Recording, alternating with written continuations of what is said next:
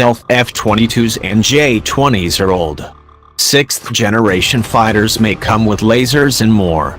Fighter jet-launched laser weapons, expected to be operational by the mid-2020s, are of course part of the planning for 6th-generation fighters. Drone fighter jets, hypersonic attack planes, artificial intelligence, lasers, electronic warfare and sensors woven into the fuselage of an aircraft are all areas of current technological exploration for the Air Force as it begins early prototyping for a new, 6th-generation fighter jet to emerge in the 2030s and 2040s. While the initiative, called Penetrating Counter-Air, has been largely conceptual for years, Air Force officials say current prototyping and demonstrations are informing which technologies the service will invest in for the future. The Air Force is maturing technologies as well as assessing prototyping and demonstration activities as potential options, Air Force spokeswoman Captain Hope Cronin told Warrior Maven. Current work on a futuristic 6th-gen fighter to come after and fly alongside upgraded F-35s includes development of stealthy drone fighters, hypersonic flight, lasers, new precision weaponry and advanced AI able to organize targeting data in milliseconds. While all of these things are of course key parts of the equation, the Air Force Penetrating Counter-Air program is equally focused on information exchange itself as a defining element of future war. Such an approach, looking beyond isolated systems and weapons themselves, envisions expansive networked combat with war platforms operating as nodes in a larger warfare system of weapons and sensors working together in real time. This approach is one that views military operations in terms of holistic elements of an information shooter vector complex. That will require a lot more going into the design of the next generation of combat aircraft than how fast and far it can fly, or what the numbers of weapons it can carry, Lieutenant General David Dipshala, former planner of the U.S. air attacks in Operation Desert Storm and current dean of the Mitchell Institute for Aerospace Studies, told Warrior Maven in an interview. The program, highlighted in the Air Force's Air Superiority 2030 flight plan, envisions what Cronin referred to as a family of capabilities. We are investing in technology so we can eventually prototype and gain the knowledge we need to make decisions whether or not to continue with a potential capability, she added. Directed by the Air Force Chief of Staff, service weapons developers have been working in Enterprise Capability Collaboration ECCT teams designed to pursue next-generation air superiority. We are moving into a future where aircraft need to be looked at as not just elements of their own, but as a system of information nodes, sensor, shooter, effectors.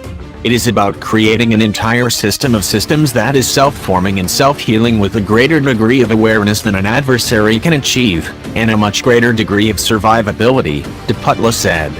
Northrop Grumman, Lockheed Martin's Skunk Works and Boeing's Phantom Works are all among a handful of industry developers already working on prototype 6th-gen planes and advanced technologies, intended to align with key elements of the Air Force vision.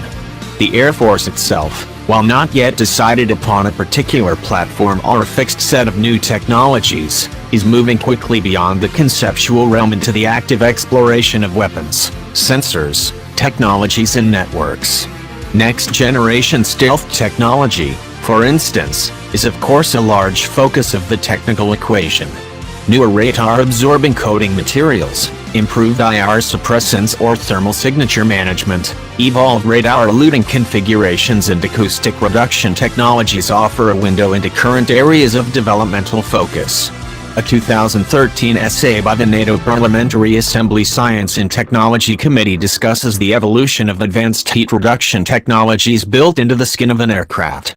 To become low observable in multiple spectrums, advanced skins manage a plane's heat distribution to foil radar, infrared, and thermal detection systems.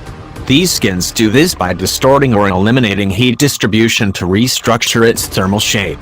They may also be able to heat up or cool down all parts of an aircraft surface to perfectly match the surrounding atmosphere, making it virtually undetectable. The report, titled The Future of Combat Aircraft, Toward a 6th-Generation Aircraft, writes. The Air Force B-21 Raider, A new stealth bomber expected to emerge in the mid-2020s is said by developers to incorporate a new generation of stealth, but very few details are available. Engine development is yet another area of major leap-ahead technological focus, according to the NATO Parliamentary Assembly report. Emerging variable cycle engines introduce a third airstream into an engine, which can be controlled by the pilot, the SA explains. The new engines reportedly massively increase an aircraft's reach, fuel efficiency and speed. By opening or closing the third airstream, the pilot can adjust the fuel intake of the jet engine and optimize its performance, the report states. Fighter jet-launched laser weapons, expected to be operational by the mid-2020s, are of course part of the planning for sixth-generation fighters. Targeting and sensor technology, coupled with advanced guidance systems, are progressing so quickly that ships, fighter jets and land assets can no longer rely upon an existing threat envelope. Simply put, all US military systems will increasingly become more vulnerable as enemies acquire more drones, high-speed fighter jets and longer-range precision weaponry, all enabled by AI-fortified long-range sensors and targeting technology. This includes the emergence of advanced enemy fighter jets, ships, ballistic missiles and weapons such as land-based anti-ship missiles, all further necessitating the need for information and combat awareness in warfare. The pace of advancement in computer processing speeds, miniaturization and AI also promise to bring new things to air combat. Algorithms able to instantly gather, compile and organize ISR data and perform real-time analytics will bring faster targeting and attack systems to fighters.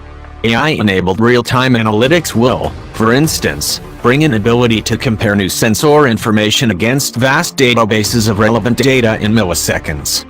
Information dominance, therefore, could among other things enable a fighter jet to both launch attacks and also function as an aerial ISR node. Operating as part of a dispersed, yet interwoven combat sensor network, a fighter could transmit combat-relevant data to air assets, ground-based weapons, command and control centers, Navy ships and satellites. If a ship, ground or air commander has occasion to see or learn of an incoming attack at greater distance, he or she is obviously much better positioned to defend it. Perhaps, for instance, a medium-range ballistic missile attack is airborne, approaching land-based artillery formations or carry a strike group. What might a commander do? Should the attack be met with the ground-based interceptor, jammed with electronic warfare technology, hit with a laser or thrown off course in some other way? What if a fighter jet, configured to function as an aerial node in a larger interwoven combat network, were able to detect the approaching attack earlier in its trajectory, from beyond a horizon? Perhaps the jet might itself be positioned to attack, intercept or dismantle the approaching missile, or at least provide early warning to the weapon's intended target. In this case, more time simply means more options to inform the commander's decision cycle. Referring to this emerging tactical complex as a combat cloud, Depschula posited that, for instance, an aircraft such as an F-35 could cue or alert an Aegis Navy cruiser about an incoming attack, therefore offering ship-based radar, fire control and interceptor weapons a vastly improved envelope with which to take out an attack. Thus, an interconnected web of attack, targeting and information nodes can better sustain operations should one node be destroyed, and sensor-to-shooter time can be massively accelerated. For an adversary, this is a difficult concept to attack, Depschula said. Time is of course of the essence when it comes to air attack, air-to-air warfare and any kind of air-ground surface coordination. Getting ahead of or inside an enemy's decision cycle is a phenomenon long described by air warriors as completing the OODA loop: observation, orientation, decision, action, faster than an enemy, to win a dogfight. This is also one reason why hypersonic weapons are being pursued and tested with such vigor by the US and its major rivals. A weapon, drone or air asset of any kind traveling at 5 times the speed of sound presents a very serious time challenge when it comes to defending attacks. While the notion of manned hypersonic flight is considered to be very far away, hypersonic weapons, to be followed by hypersonic drones, are moving closer to operational status.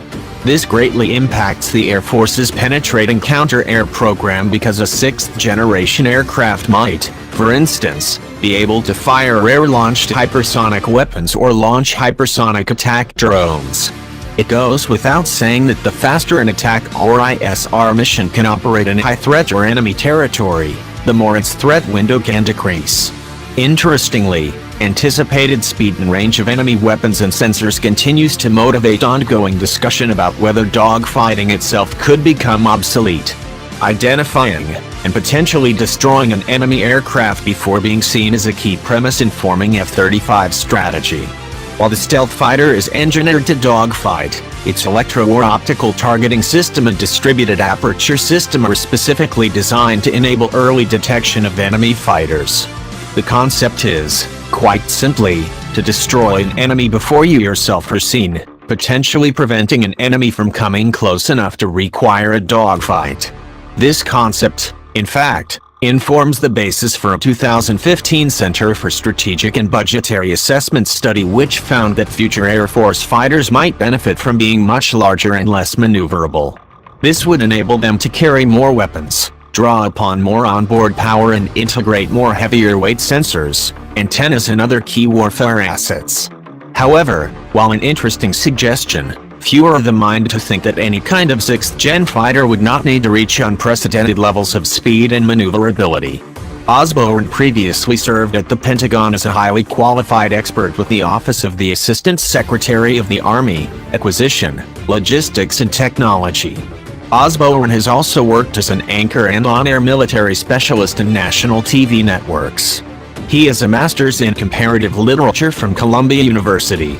This first appeared in Warrior Maven.